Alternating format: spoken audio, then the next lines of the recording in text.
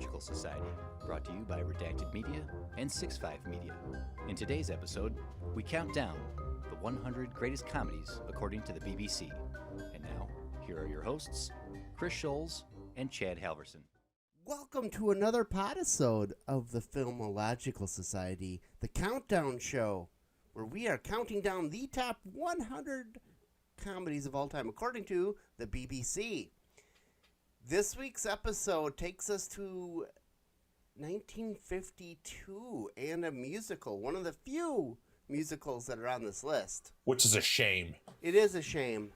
Singin' in the Rain. Sing in, not singing in the rain, which is the follow-up that never happened. It's Sing in the Rain, with that, apostrophe instead of a G. Yeah, actually, that's the first time I've noticed that, to be honest. I noticed. But, if you listen to the lyrics, it is singing. Yeah. In the rain. Yeah. So, I am one of your hosts. I am Kris Schulz. I am part of this podcast. With me, as always, for this show is Chad Halvorsen. How are you doing today, Chad? I'm doing well, Kris. Thanks for having me back. Well, wait, of course. No, you're. I was going to say I'm a mainstay here. Yeah, like you're basically waiting in a room for when I. Sorry, it's time. I've just been on so many podcasts recently. Ever since I started doing this one, I've just been blowing up. I know. So that's just my go-to answer for everything. So I apologize for giving you my go-to blanket statement of opening. It's okay. It's okay. I'll try to ramp it up as we go. So this movie from 1952, had you seen this before? No, and we'll get to it, I guess, but there's a lot of songs in this that I've heard before. Yeah. And never knew that it came from this movie.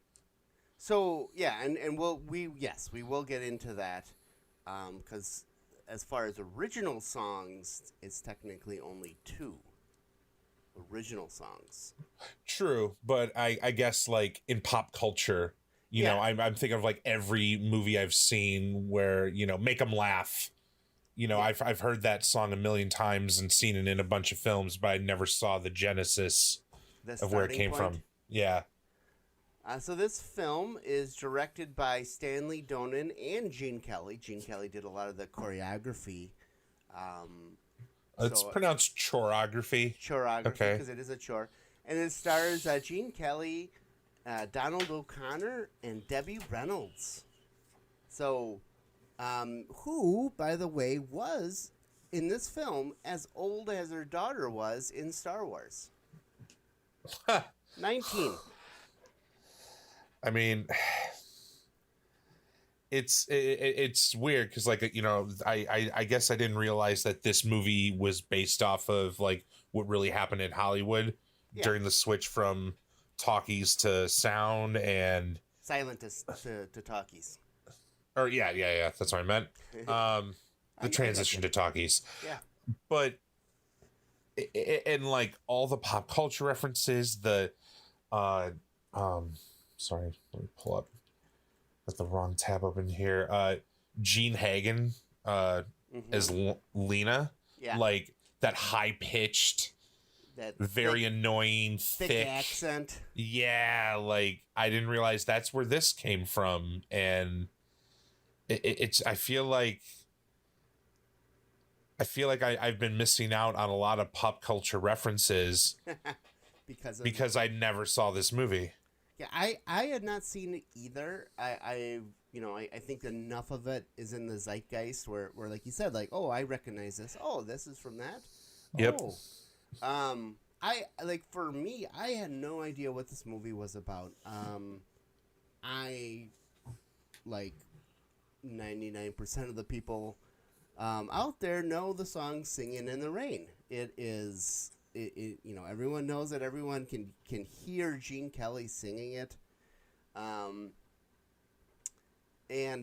yeah, I mean it's and they can see him dancing it too. There used to be a ride at Disney World, where you would take a car basically and ride through the movies, and this is one of the scenes that popped up because it was all of the big movies that happened and influenced everyone today. and this was one of those movies. This is considered like one of the top movies of all time. It is a 100 rating in Rotten Tomatoes. It is one of the first films to be preserved by the U.S. Congress. It's considered a top 10 film of all time, regardless of genre, by many lists. I'm not, I'm not saying that because I haven't seen enough movies to do that. So it is a big hitter. It is a big hitter as far as movies go. But it wasn't at the time. It was one of those, like, it didn't... I mean, it made its money, but it wasn't a big hit. And then through syndication and, just playing everywhere, it just got super popular.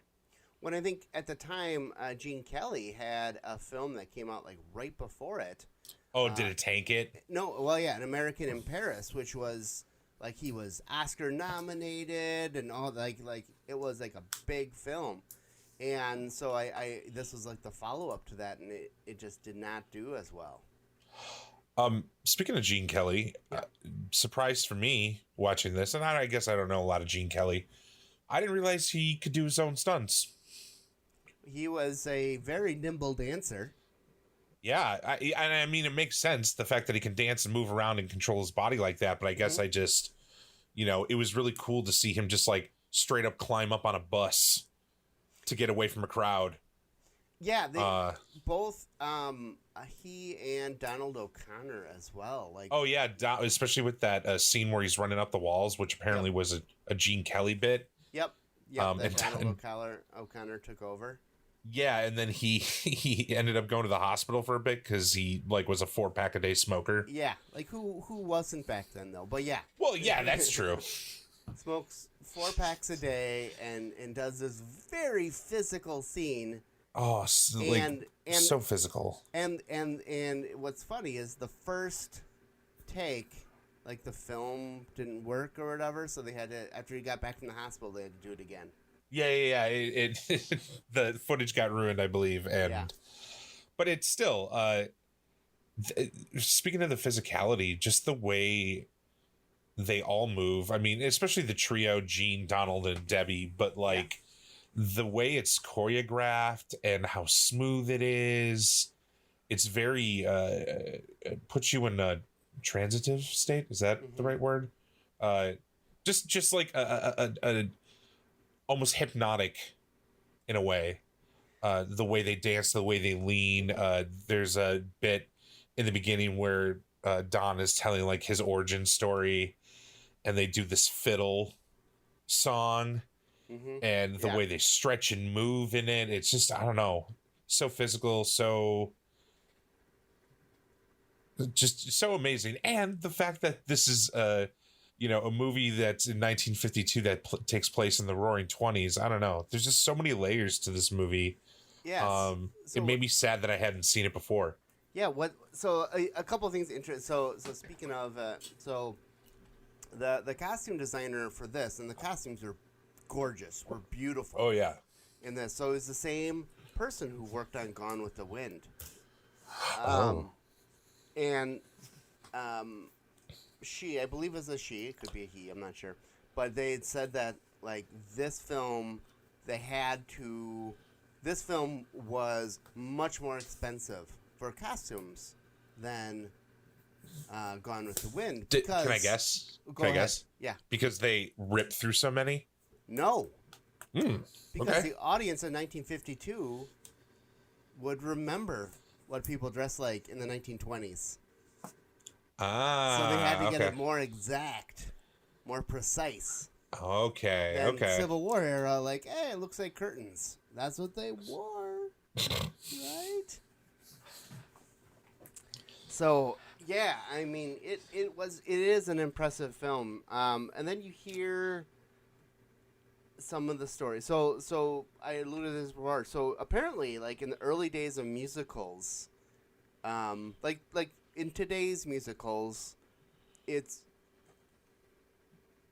uncommon for someone to write a musical and to grab existing music to put into it. I mean, sometimes it's like an homage to an existing artist Yeah. or something like that, but for the most part, no one's going to create a brand new musical, whether it be movie or for theater, and grab existing songs. Back in the day for musicals, they would do that often. Like, people already knew the song Singin' in the Rain. It was a common song that people knew. Mm-hmm. The Make 'Em Laugh, and there's one other song. Those are the original songs. Only 2 songs in this film were original. Everything else was already out there that people had done already, and whether it be in a musical or not. But that seems very, very different. I mean, I think now, like, a Lin-Manuel Miranda's not gonna grab some songs from somebody else and put it in his and hope to win the Oscar. Well, no, and you're gonna owe some money too. Yeah. Lin-Manuel's got to keep his beak wet. You know what I mean? That's true, but it's and I don't know when that transition happened, because if you were to ask me, like, the Good Morning song, Singin' in the Rain, Make 'Em Laugh, like, I would have, after watching this, if I hadn't done that research and known that, like, I would have thought, okay, this movie created all those songs. What an amazing film! What an amazing songwriter, whoever did that. But yeah, I'm a little bit shocked at how musicals were made back then. I don't know. Can I tell you, because I feel like we're gushing on it, but we gush a lot about We do. movies on these this are list. our top 100 films, so we're gonna gush a lot. I mean, we have a couple of gripes, and I do have some gripes for this film. But go ahead. Obvious one would be blackface. A little bit of blackface, yeah. A little bit of blackface. Not great. And I feel like the stakes aren't high enough. Like, it definitely feels a musical, and maybe that's just because musicals normally have to be a little easier as far as your third act resolution. Because I don't know, some people get taken out of it if the resolution's too hard, plus I gotta listen to people sing and dance. Maybe back in the day, I don't have a problem with it, but that would be my guess. But I guess I feel like the stakes weren't that high.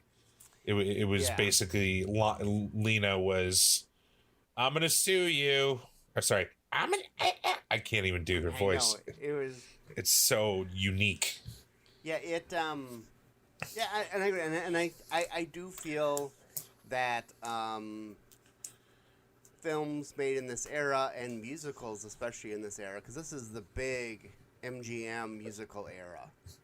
Like, this is like the height of MGM musicals. I think there's not a lot.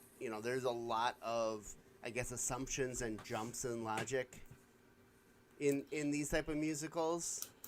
And I feel like that's just a cost of being in a musical, especially the Broadway melody scene, and there's a lot of fantastical moments in this. Yeah, that's a musical, Yeah, it's a musical, and it is.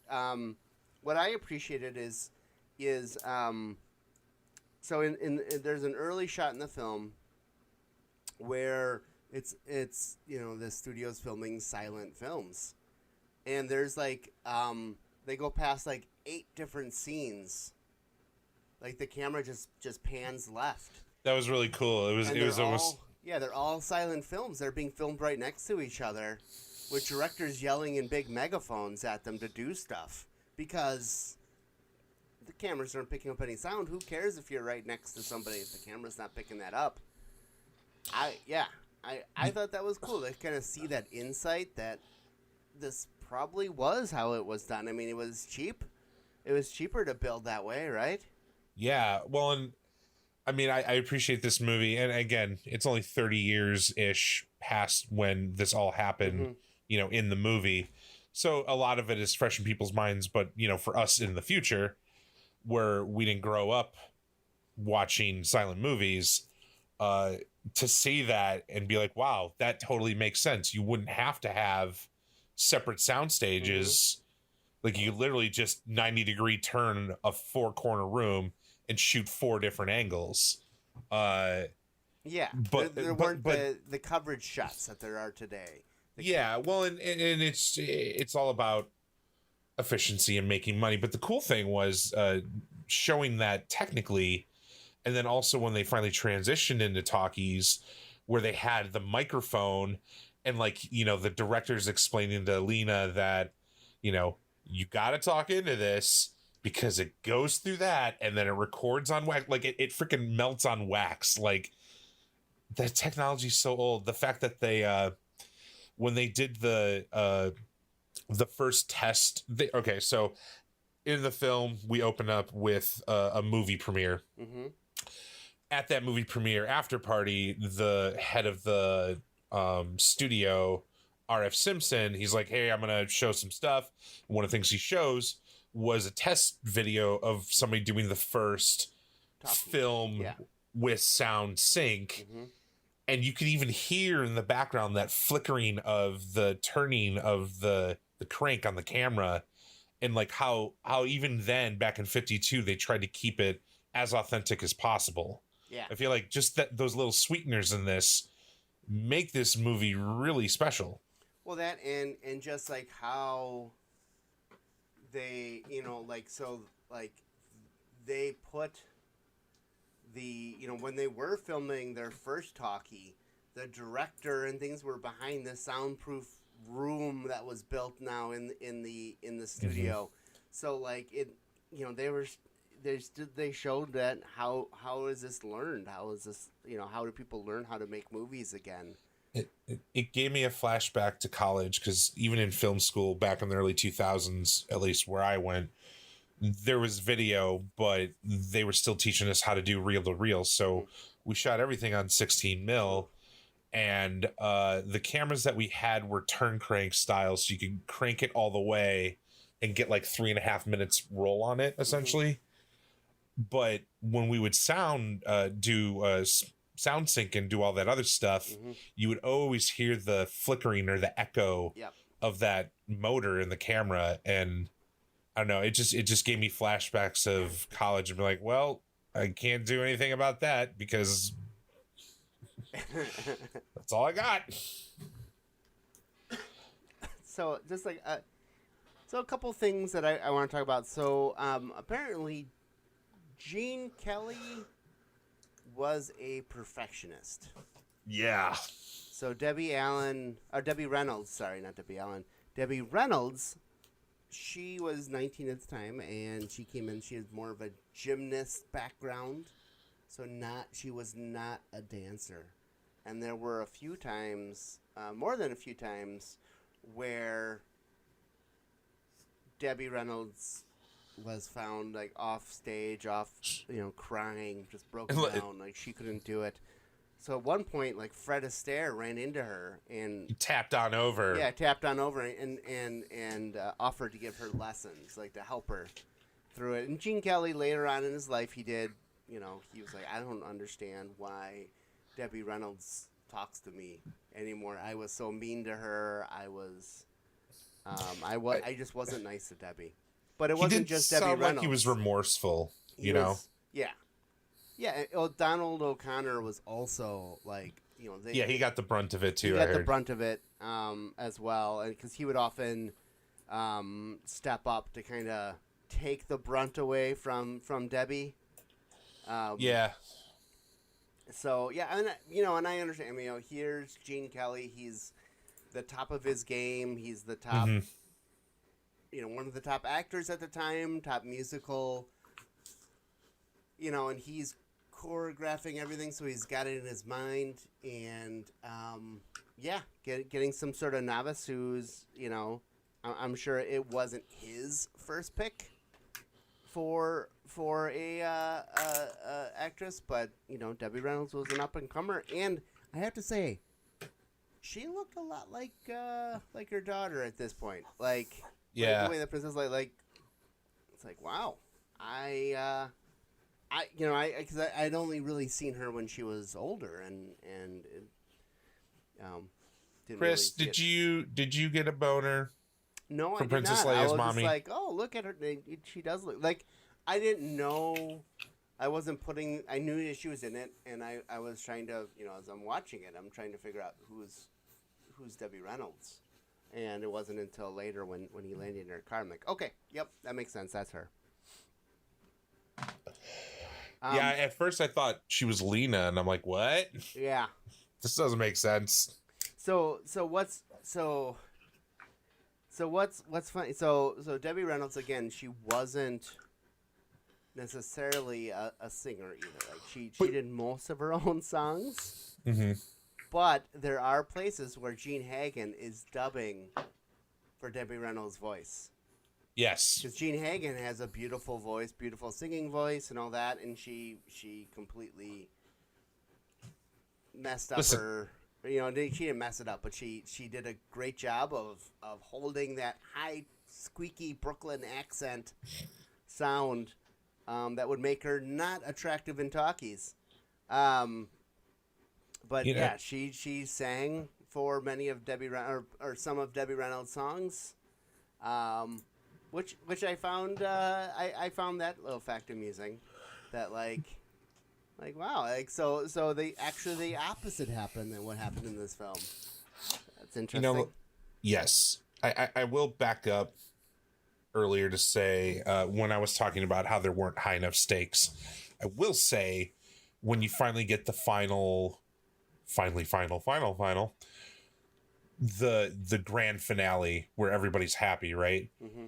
The camera shot on Debbie Reynolds and the reverse on Gene Kelly, like it's so like she's crying because the setup before is basically Lena's like, you can either have me, she's making an ultimatum for the owner of the production company. Mm-hmm. And the guys, this is where I kind of got mad too a little bit, where I guess they could have, I don't know, done some sort of like secret code to let Debbie Reynolds' character know that, hey, they're gonna, fuck with you, or sorry, they're gonna mess with her. Mm-hmm. But I guess, and I was mad in the moment, but then when I finally saw that shot mm-hmm. of how like surprised, happy, sad, like all the emotions in that one shot, I was like, all right, it makes more sense. I just thought it was another like men being sexist dicks to the women, because it's the 50s, but it did work. It did way better. Way better. Let's take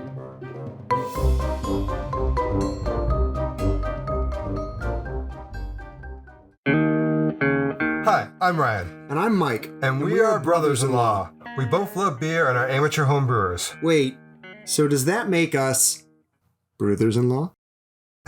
I believe so. Every episode, we will talk about aspects of beer and home brewing. But nothing super technical because we're learning this too. So join us as we sit down together and dive into something beer-related.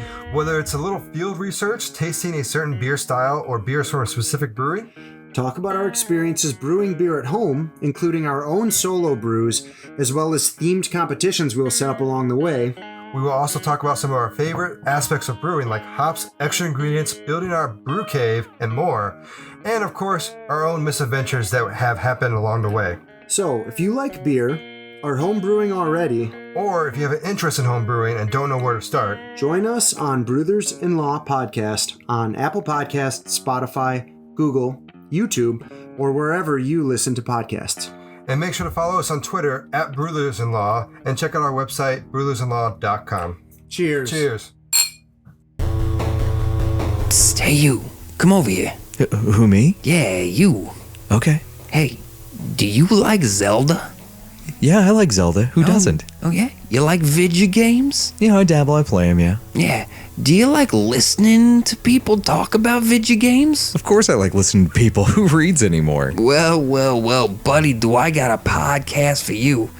It's called Fan Fiction, with an X. Oh. And you can find it on all your major podcast distributors. That sounds amazing. Oh, buddy, you have no idea. One question, though. Why are you in my room?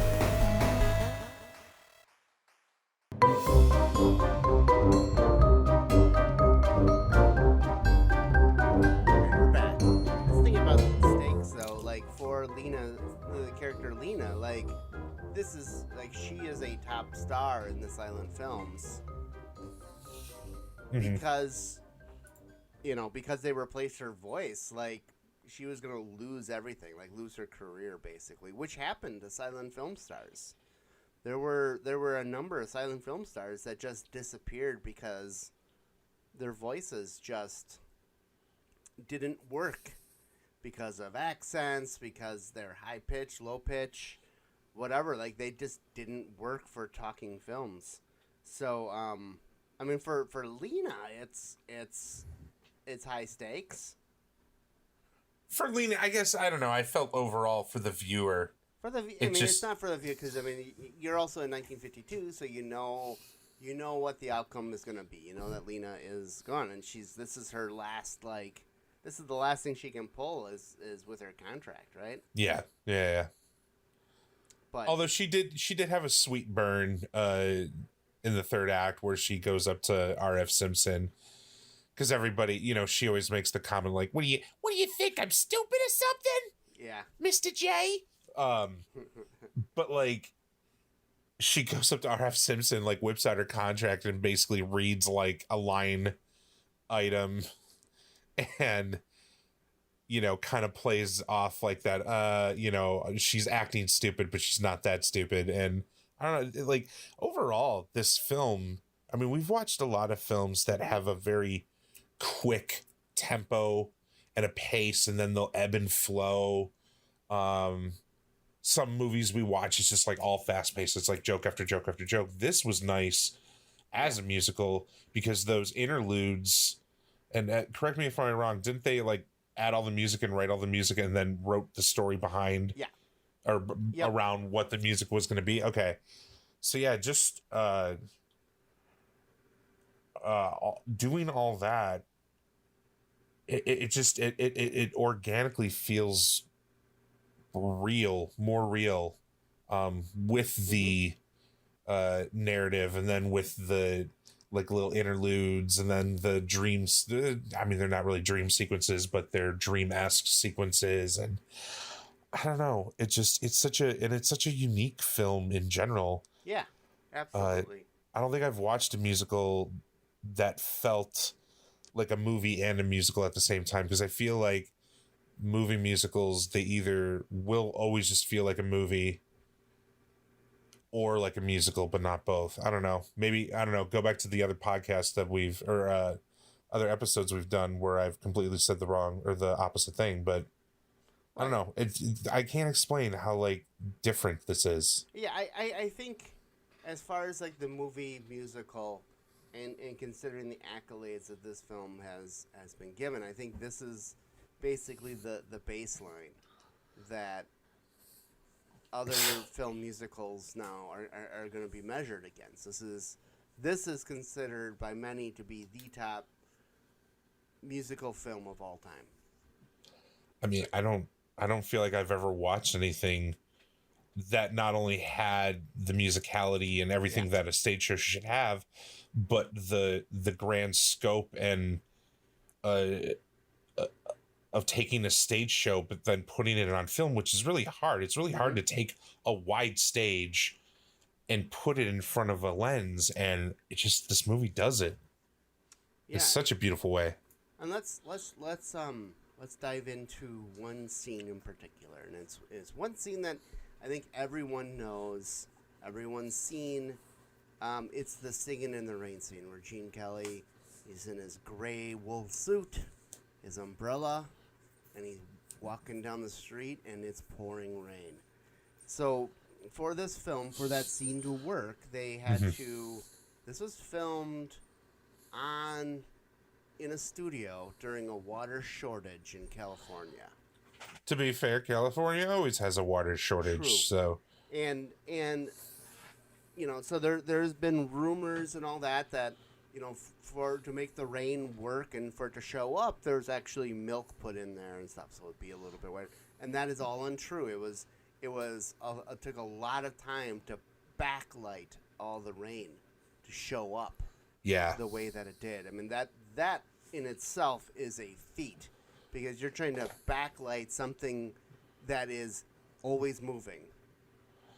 Always moving, and like we're dealing with the 50s here, where a lot of these lights that they're using are still exposed, so they have to be physically canopied and they cannot proofed so they don't short out and kill somebody. Right, and they cannot be. The lights themselves cannot look at the water because they'll blow up.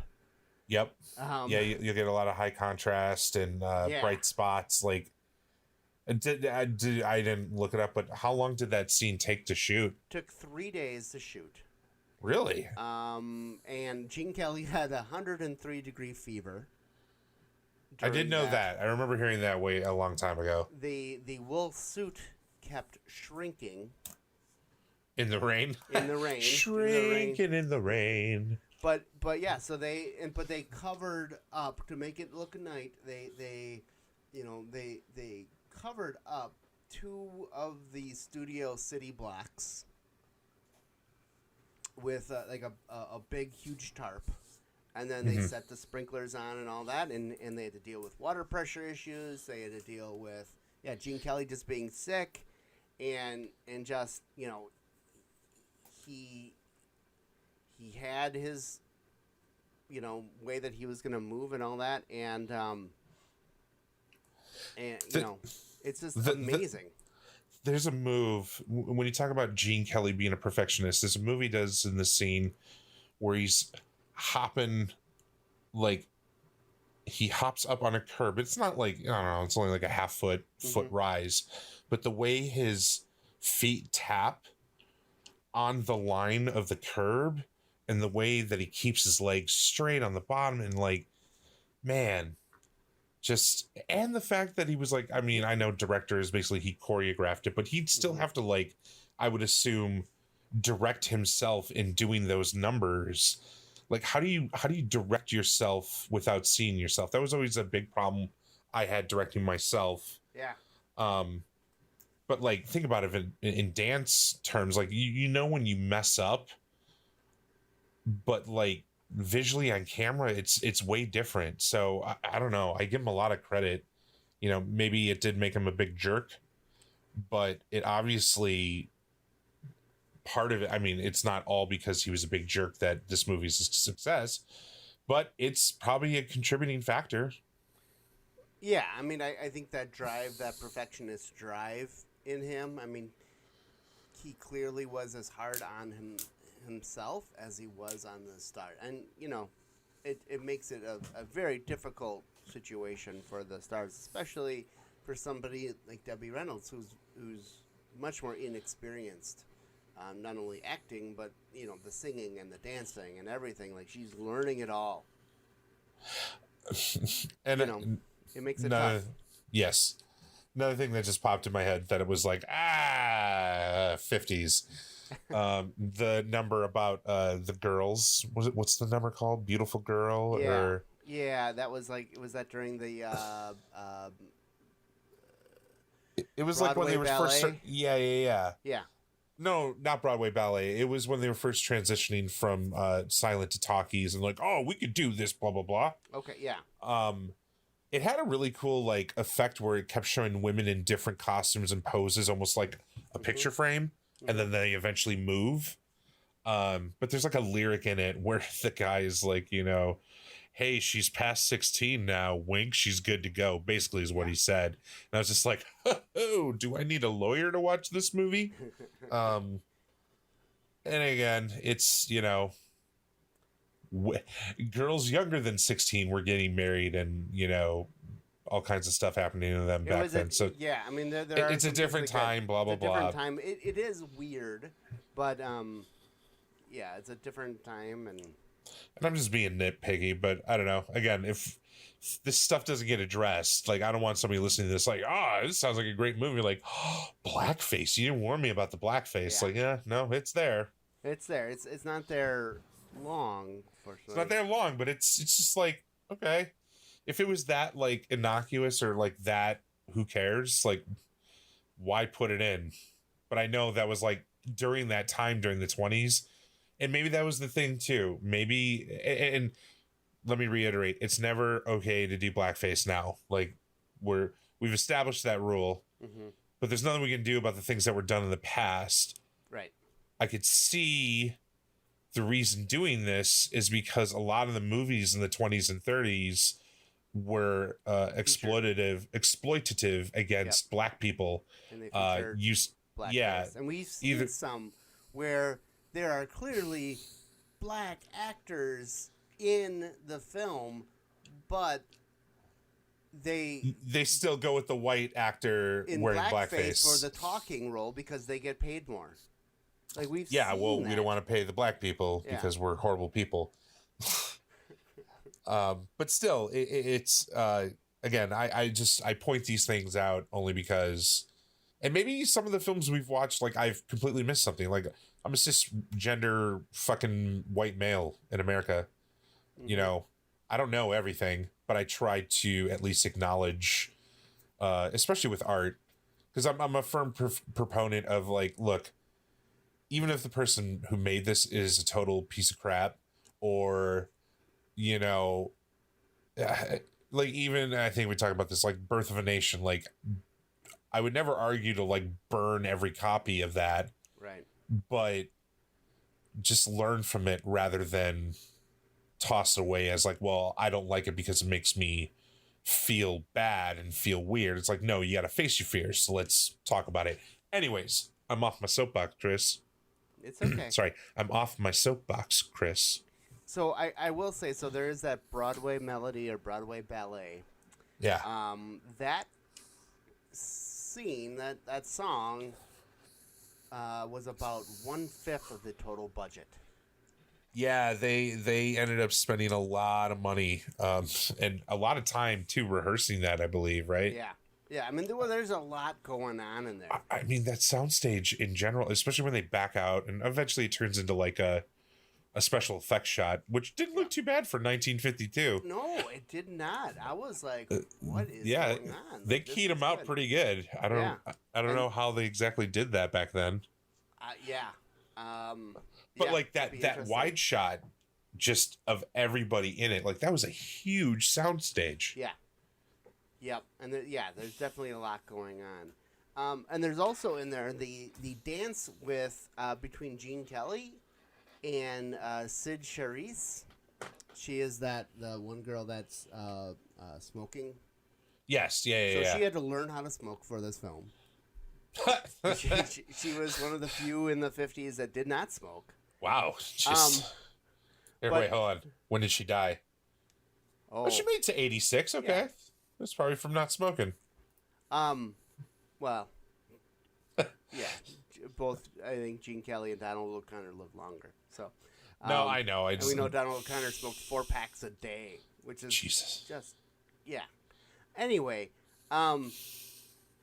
this film, 1952, this is like the height of the code for film and all that. So the production code. So there is no hanky panky. Yeah, no. There's a very I think sensuous dance between Sid Charisse and Gene Kelly, where she has this like huge flowing headpiece that's I mean it's like 30 feet long. It's super long, but she's wearing an outfit, you know, showing all of her legs and all that, and there's a really awkward cut in the middle of it. I don't know if you noticed it. Oh yeah, like it's like there's like probably like, you know, 10 frames missing or something like that. That was the Catholic Church's Legion of Decency.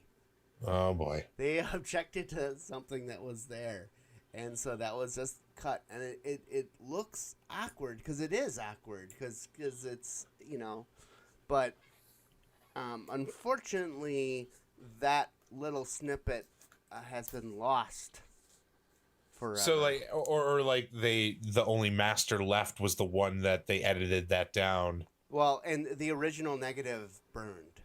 Of course, they always burn. Was it in the great burning film fire of something? No, I don't know about that, but I mean the film, you know, back in the day was very combustible. I know. Very combustible. So it's a good excuse for George Lucas not to release the original trilogy as is. Wow. He doesn't own it anymore, so. That's true. Yeah, like it's awkward. And do we know what the salacious scandal that the Catholic Church couldn't handle was? Well, nobody is up, but it was very like a suggestive pose or touch or something that was right there. Oh yeah, That, yeah. It was just too much. Oh. Calm down, Chad. Sorry.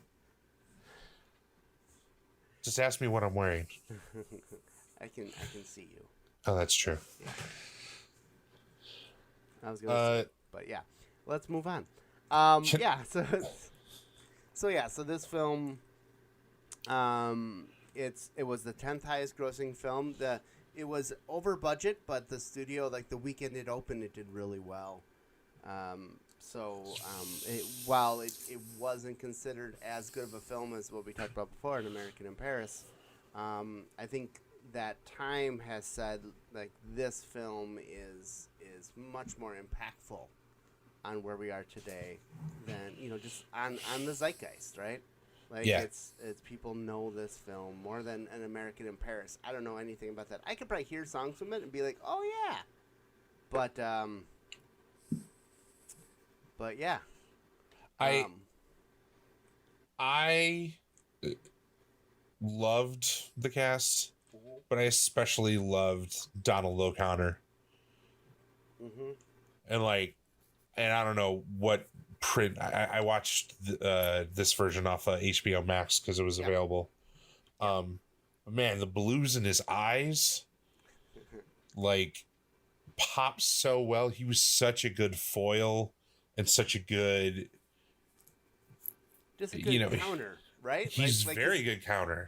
He's the quintessential like second fiddle, best friend, and always looking out, like content with his place, but still super talented. And he gets his like, where he wants to be, but still he never really complains. He always just wants to help.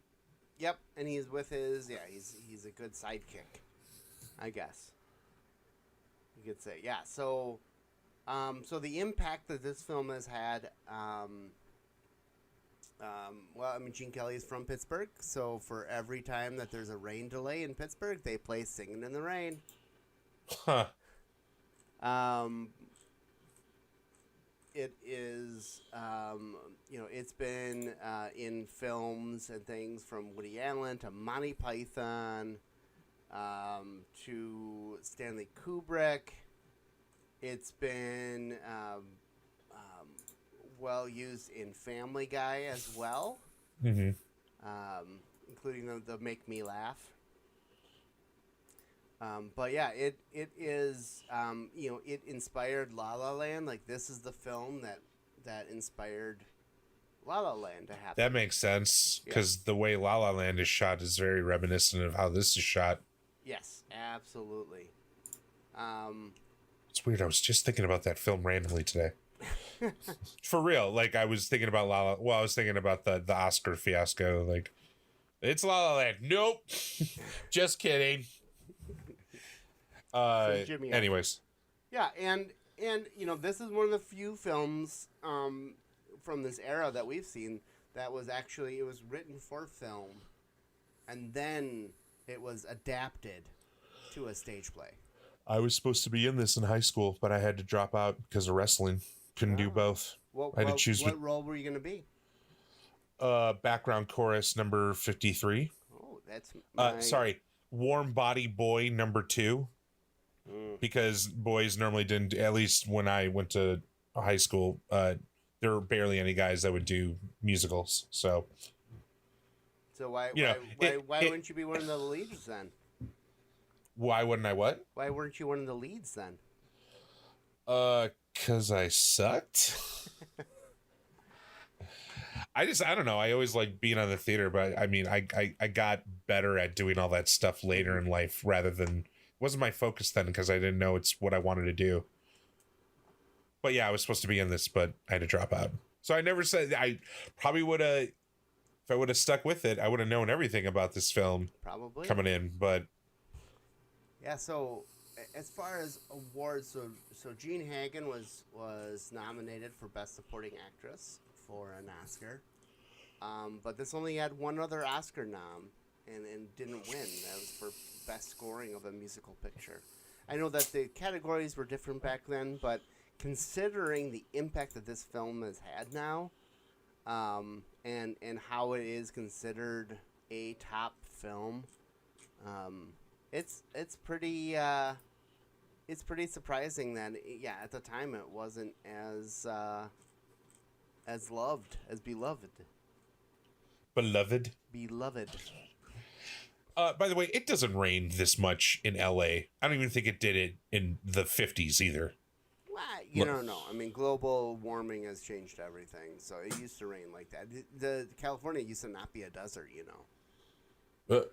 No, I'm pretty sure it was always a desert. You know, I've seen pictures from the 50s, mostly from this film, and it looks like it rains a lot. It's very wet. Yeah, it's very moist wet. Just city. Storm coming down, no lightning or anything like that. Just straight rain.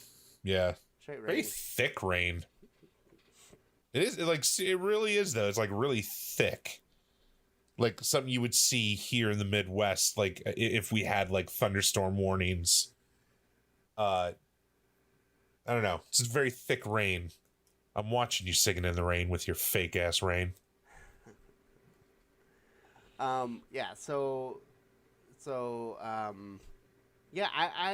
will say that from what we said, I think we both really enjoyed this film. I will say, like, I don't know.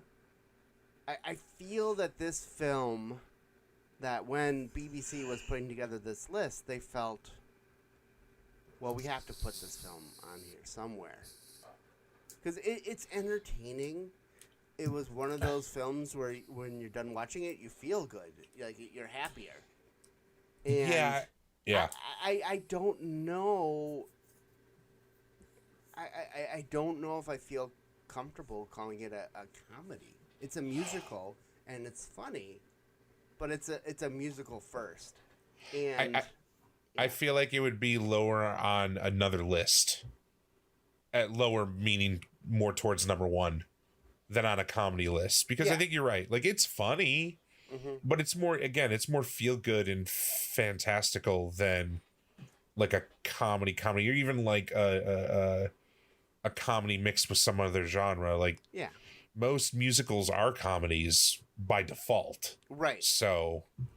Right. Like the Butcher of Fleet Street. Yeah. Like, that's okay. hilarious. There's always exceptions to the rule, but like, hilarious. I laugh every time. It's hard to, just break out in song randomly for no reason if it isn't going to be funny throughout the whole thing. We're getting off topic, but yeah, I mean, I just wonder, like, if they felt like this is such an important film that we have to put it somewhere. We're not going to put it, like, if this was a musical list, this would be a top 3, if not number 1 for musicals. Yeah, exactly. But like, or like best Gene Kelly movies. Like, if and again, I don't know. There's not a lot put on here, like, around the science of how they put this list together. Yeah. So if they felt that, well, we want to represent different genres as well, not just straight comedy. Should we call Mr. or Mrs. BBC one of these times and be like, hey, we just got some questions about this list that you made 6 years ago? Yeah, I think that'd be a good idea. Let's get some clarification, Yeah, so I think this is a film that anyone can watch, anyone would enjoy, as long as you like musicals. If you absolutely hate musicals, oh yeah, if you're one of those people, God, don't watch this. But don't tell me that you hate musicals. Just leave me alone. Yeah, if I think most people enjoy musicals or enjoy some musicals. This would be one that you would enjoy, and it still holds up. It still works today, as a film. But yeah. Chad, any final thoughts from you? Just pleasantly surprised on how all facets of production we're done with this film, but also the fact that it was a film about production. Like, I'm always a sucker for learning how the sausage is made, even though I already kind of know how it is, but still, there's different recipes. One way. Yeah, exactly. Yeah. Exactly. So I definitely enjoyed this film, and as a theater geek and a musical nerd in general, I was eventually going to probably watch this film. So I'm just glad it happened now rather than in my 90s where I was old and senile and probably didn't try to recreate What's a the Gene scene. Kelly? You try to recreate the scene, you fall over, break a hip, and then they got to put me down because it's the future and we can't pay for old people broken. Right. No, I'm good. This is fun. So our next film, we get to go to 1995. Oh, okay. Where are we going? Any idea? Is it Clueless? I was trying to set you up where you go, no. And then I say, what, are you clueless? Oh, no, like I'm literally not even looking at the list. I just was going by memory. Clueless. Yeah, Clueless. Okay, well, okay. I'm sort of happy that I remembered off the top of my head. Directed by Amy Heckerling. Just going to ignore me and not acknowledge you're being a jerk about it, but okay. Oh, whatever. I mean, we should all be happy. We get to see what Paul Rudd looks like now, but 30 years ago. But 30 years ago. Have you seen it? I haven't seen it in years. It's been a while. It's been a while for me as well. Like my question is, my questions are around like, is this gonna hold up? I think it's still gonna be funny in parts. I do feel like, and I felt it at the time watching it, it's a little bit awkward because there's stepbrother, stepsister. Yeah, I never really got why that was in there, but I mean, I guess it's legal, and it's, when you think about it, it's not as weird. It's like 80% of the porn setups that you find online now. So so was it a trendsetter, Chris? This film said it. This film established that, I guess. Not that I would know anything about porn trends or anything, but that's for our other podcast. Isn't Donald Faison's in this movie too, right? Yep. Yeah, all right. I'm ready for Clueless. Let's do it. Yeah. So that is our next film, which is also looks like it's on HBO Max. So yes, thank you, HBO. So, just remember, everyone, Lord loves a working man. Mm-hmm. Oh, you want me? Don't trust Whitey. Yep. See a doctor and get rid of it. That's it. Thank you, everybody. Thank you again for listening to the Film Illogical Society. If you'd like to listen to similar podcasts, please check out 65 Media on Stitcher, iTunes, and Facebook. Or check out Redacted Media on Facebook or YouTube.